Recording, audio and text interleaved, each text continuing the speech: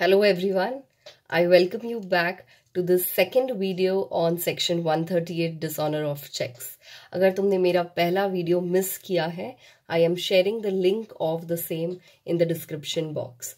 So आज के इस वीडियो में I will be discussing about the history of section 138 कि ये आया कैसे Negotiable Instrument Act में and the present scenario.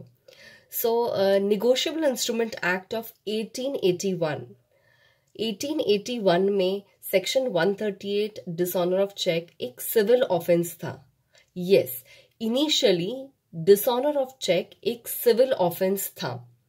It was in the year 1988 कि गवर्नमेंट को लगा कि इस ऑफेंस को सिविल ना कहते हुए एक क्रिमिनल ऑफेंस का डिक्लेरेशन इसको देना जरूरी है.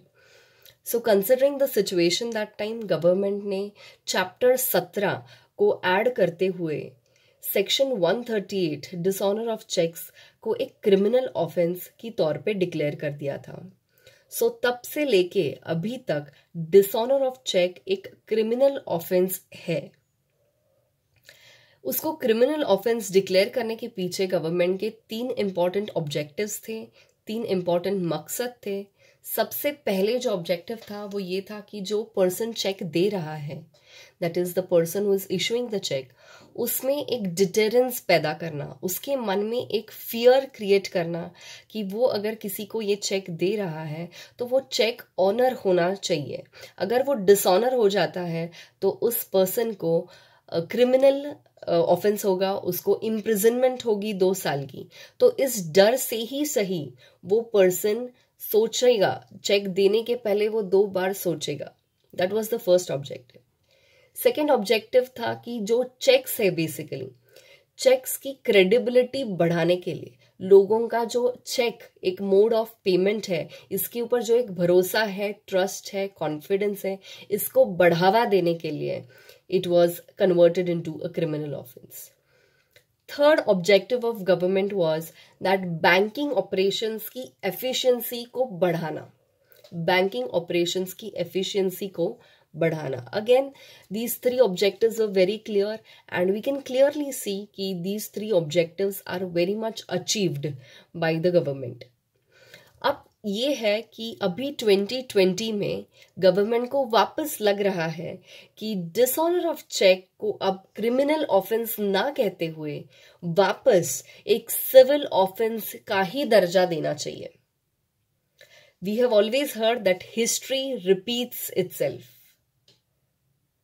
क्या सेक्शन 138 को एक बार फिर से सिविल से जो क्रिमिनल में कन्वर्ट हो चुका था, क्या इस सेक्शन को वापस से क्रिमिनल ना कहते हुए सिविल ऑफेंस डिक्लेयर करने की जरूरत है? तो गवर्नमेंट के पॉइंट ऑफ व्यू से सोचते हैं, गवर्नमेंट के इंटेंशंस काफी क्लियर है. 2 ऑब्जेक्टिव्स है. अभी इस पैंडेमिक में ministry of finance is trying very hard to come up with policies which will help us to come out of this economic crisis. पहली बार 1979 के बाद इंडिया का जीडीपी नेगेटिव में जा रहा है. सो अपने जो क्रिमिनल केसेस है उसका बर्डन काफी बढ़ गया है. So first intention of the government is कि हमारे क्रिमिनल केसेस को रिड्यूस करने के लिए ऐसे माना जा रहा है, ऐसा सोचा जा रहा है कि डिसऑनर ऑफ चेक को एक क्रिमिनल ऑफेंस ना कहते हुए एक सिविल ऑफेंस का दर्जा देना चाहिए. सेकेंड मकसद ये है कि हमें हमारे फॉरेन इन्वेस्टमेंट्स को अगर बढ़ाना है, if we want to ease our business operations, we need to decriminalise the dishonour of cheque offence. But banking organisation, banking sector जो है या बिजनेस सेक्टर जो है, इनका कहना कुछ और है. बैंकिंग सेक्टर एक एसोसिएशन सब बैंक एम्प्लॉइज का called as all India bank employees association, they have totally opposed this government's proposal. Banking and business sector के लोगों का ये कहना है कि ऑफेंस को डिक्रिमिनलाइज करना एक सोल्यूशन नहीं है. उनका कहना ये है कि even if the criminal offences will be reduced, we shouldn't forget that civil cases will get increased, civil cases will get ओवरबर्डन्ड.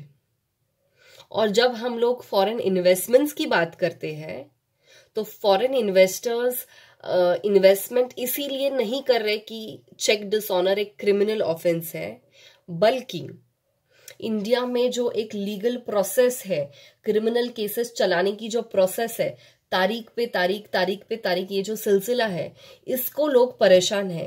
And this is one of the biggest reasons why foreign investors are not ready to invest in the Indian market. So इसके लिए solution क्या है? क्या ये solution है कि हम लोग 138 को क्रिमिनल ऑफेंस से एक सिविल ऑफेंस में कन्वर्ट कर देते हैं? No. Instead of this, what will be better? What will be a better solution? Better solution यही रहेगा कि हमारी जो जुडिशियल प्रोसेस है उसको हम और ज्यादा इफेक्टिव और ज्यादा एफिशिएंट एंड एक्सपीडियस बना देते हैं। इसको कैसे कर सकते हैं हम effective and expeditious? We can do this by increasing the number of judges, by introducing more of special courts. Her criminal case के लिए एक लिमिटेशन होना चाहिए कि वो एक 4 हियरिंग्स में, 5 हियरिंग्स में खत्म हो जाना चाहिए। The number of applications for adjournments must be restricted. तो ये सब कुछ अगर हम करते हैं तो definitely it will attract more of foreign investments. So decriminalising can not be the only solution. उसके साथ साथ इन बाकी सजेशंस के ऊपर भी गवर्नमेंट ने सोचना चाहिए। इसके अलावा और एक सजेशन ऐसे हो सकता है कि अगर एक चेक 1000 का है और वो डिसऑनर हो जाता है तो उसके लिए कोई और पनिशमेंट रख सकते हैं। अगर एक हाथ चेक 10 लाख का है और वो डिसऑनर हो रहा है तो उसके लिए कुछ अलग पनिशमेंट, यानी कि we can have different punishments set up, we can have different punishments for different monetary limits. So हम मॉनेटरी लिमिट्स पे कुछ फिक्सेशन कर सकते हैं and based on that we can try to achieve our objective. जो government का एक objective है कि सबका साथ सबका विकास, इस ऑब्जेक्टिव को keeping in view we can try to expedite our judicial process and attract more on foreign investments.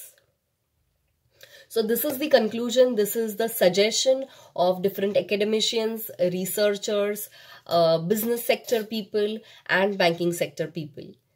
So let's wait and watch and see what is going to happen. Section 138 एक criminal offense ही रहेगा या बहुत जल्दी ये एक civil offense में declare हो जाएगा. So keep watching and do not forget to like, share and subscribe to my channel. Thank you so much.